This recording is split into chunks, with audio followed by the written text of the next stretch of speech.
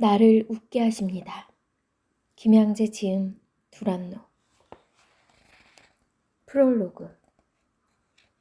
하나님이 나를 웃게 하시니 듣는 자가 다 나와 함께 웃으리로다. 창세기 21장 6절. 이 책은 제가 그동안 펴냈던 창세기 큐티노트 시리즈 1권 보시기에 좋았더라.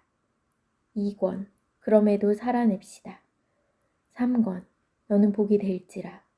4권 살피심에 이은 5번째 책으로 창세기 20장부터 23장까지의 말씀 묵상을 담았습니다.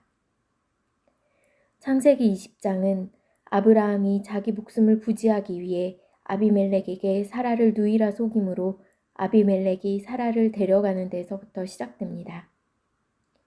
그리고 21장에서 사라가 드디어 아들 이삭을 낳고는 하갈과 이스마엘을 내쫓았고 23장에 이르러서는 사라가 127세의 나이에 죽고 아브라함이 그녀를 위하여 장사합니다. 22장에 아브라함이 이삭을 번제로 드리러 가는 사건을 비롯해서 이 모든 이야기의 주인공은 당연히 아브라함이지만 저는 이 책을 쓰는 동안 사라의 기구한 인생에 대해 깊이 묵상하지 않을 수 없었습니다.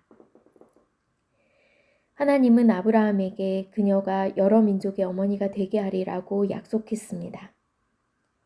그런데 세상적인 가치관으로 보면 사라는 결코 복된 인생을 산 것 같지 않습니다. 무엇보다 그녀에게는 아이를 못 낳는 고난이 있었습니다. 그게 얼마나 견디기 힘들었으면 남편에게 자기 종과 동침하라고 했겠습니까?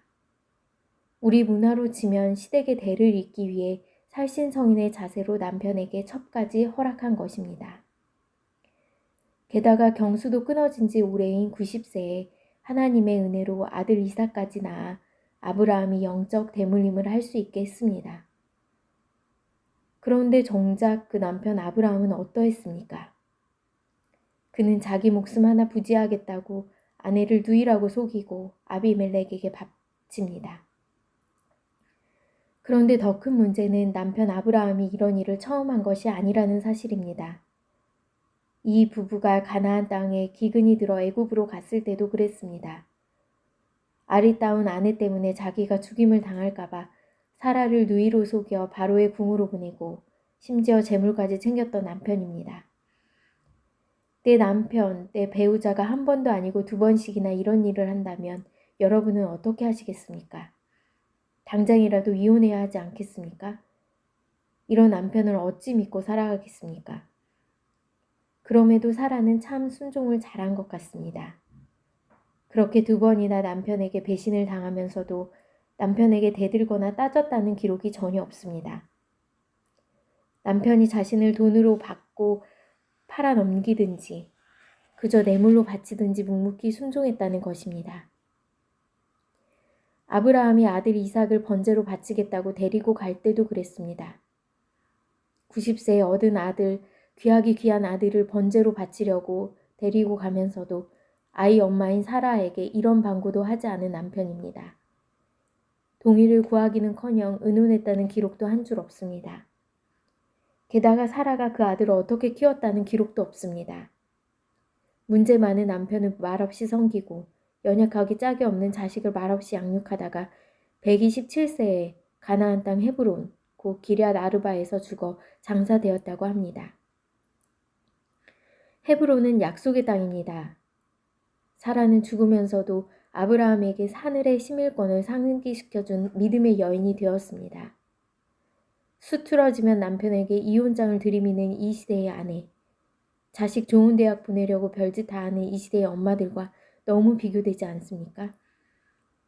참 숙맥 같은 삶을 살다가 간 것 같지 않습니까? 하지만 그녀의 인생은 이것으로 끝난 것이 아닙니다.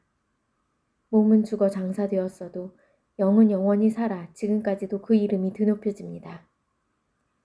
이사야는 너희 조상 아브라함과 너희를 낳은 사라를 생각하여 보라 하며 사라를 모든 민족의 어머니로 칭합니다. 그리고 베드로는 사라가 아브라함을 주라 칭하여 순종한 것 같이 라며 사라를 순종하는 아내의 표상으로 삼았습니다.